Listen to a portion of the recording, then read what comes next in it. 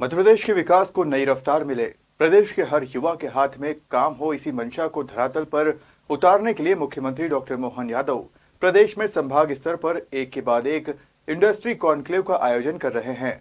इसी क्रम में रीवा में रीजनल इंडस्ट्री कॉन्क्लेव का आयोजन हुआ, जहां अलग अलग सेक्टर में 31,000 करोड़ से अधिक के निवेश प्रस्ताव आए हैं।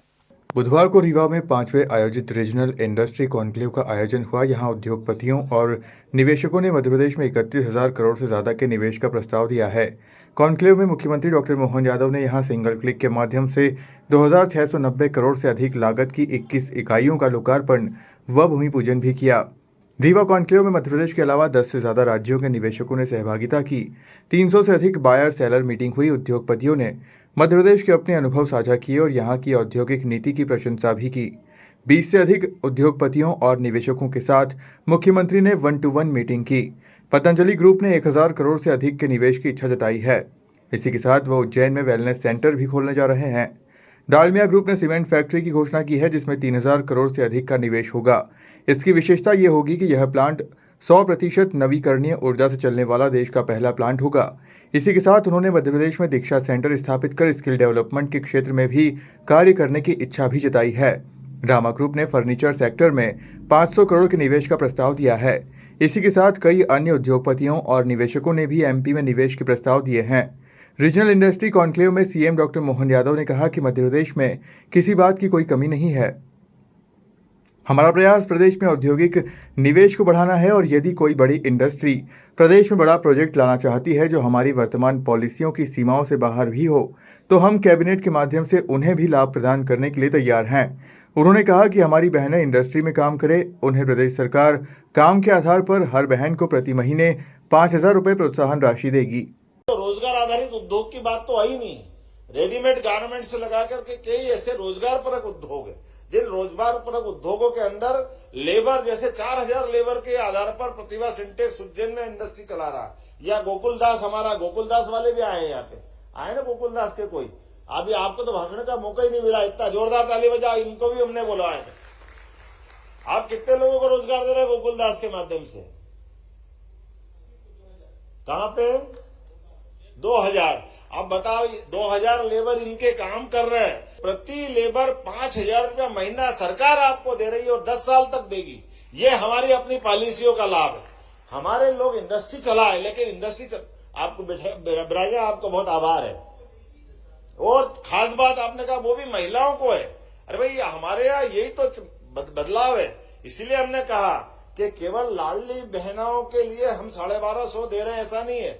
लाडली बहनों को आगे आकर के वो हमारी इंडस्ट्री में काम करे, तो इंडस्ट्री में 15,000, 10,000, 15,000, 20,000 जैसे वो काम करेगी, उसमें प्रति बहन को 5,000 रुपए का हम उनको अपना एक तरह से प्रोत्साहन देंगे ताकि वो काम करें।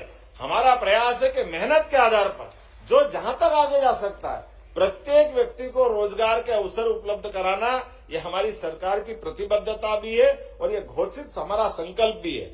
रीवा रीजनल इंडस्ट्री कॉन्क्लेव समापन होने के बाद मुख्यमंत्री डॉक्टर मोहन यादव ने मीडिया से चर्चा की, जिसमें उन्होंने बताया कि प्रदेश की सभी सेक्टर में 31,000 करोड़ से ज्यादा के निवेश के प्रस्ताव मिले हैं। खनिज अन्य सेक्टर में मिलकर के प्रस्ताव आए हैं। ये न केवल प्रदेश की हमारी औद्योगिक निवेश की इकाई का एक नया ताकत का रूप बन के निकलेगी, बल्कि विंध्य के क्षेत्र को अपनी नई पहचान बनाएगी। ये रीजनल इंडस्ट्री कॉन्क्लेव का क्रम जो हमने पहले से डिसाइड किया, आज 5वें नंबर का था।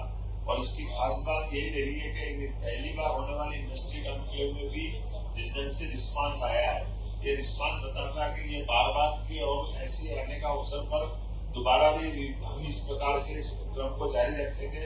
लेकिन हमने कहा कि हर संभागीय केंद्र पर ये जब क्रम जारी रहता तो प्रदेश के अंदर भी बाकी संभागों में भी इसी प्रकार से औद्योगिक निवेश की गतिविधियों का समान रूप से संचालन किया जाता है। इसलिए आज ही यहाँ से जब हमने आगे कार्यक्रम किया है, तब पीथमपुर, इंदौर, उज्जैन, धार, जबलपुर, अन्य राज्य के हिस्सों में भी समान रूप से भूमि पूजन लोकार्पण के वहाँ के जनप्रतिनिधियों के साथ वर्चुअल रूप से जुड़ करके, यहाँ तक कि बीते महीने जब सागर में हमने इन्वेस्टर मीट की गई, तो सागर के भी जो तत्कालीन समय में की गई एमओयू के आधार पर या निवेश प्रस्ताव लिए थे, उस आधार पर उनके कामों की गति लेते गए।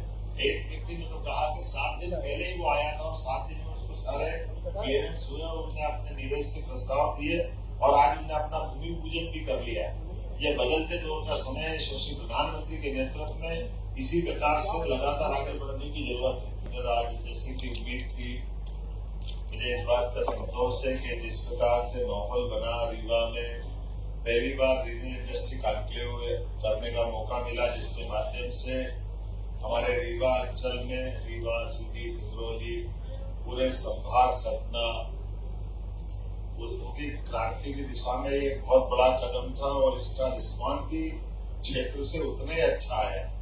हमारी उम्मीद से बढ़कर के पंजीयन हुए हैं और पंजीयन भी कितने हुए हैं अंदाज लगा सकते हैं इस बात का कि निवेशकों और हमारे उद्योगपतियों का जो उत्साह है, लगभग 4000 से अधिक प्रतिभागियों ने भागीदारी की है। हमारा सभागार छोटा पड़ गया। कई इंडस्ट्रीज थे जिनकी इंडस्ट्रियों का भूमि पूजन हुआ, उनके इंडस्ट्रियों के जिनके छोटी इंडस्ट्रियां थी तो हमको अपने बिठाने की जगह कम पड़ रही, लेकिन उसके बाद भी लोगों का उत्साह कम नहीं हुआ। और न केवल हमारे रीवा अंचल की बल्कि पूरे प्रदेश के अलावा मैं आपको बताना चाहूंगा कि 10 से ज्यादा राज्यों के निवेशकों ने इसमें सहभागिता की है। 300 से अधिक बायर सेलर मीटिंग हुई है।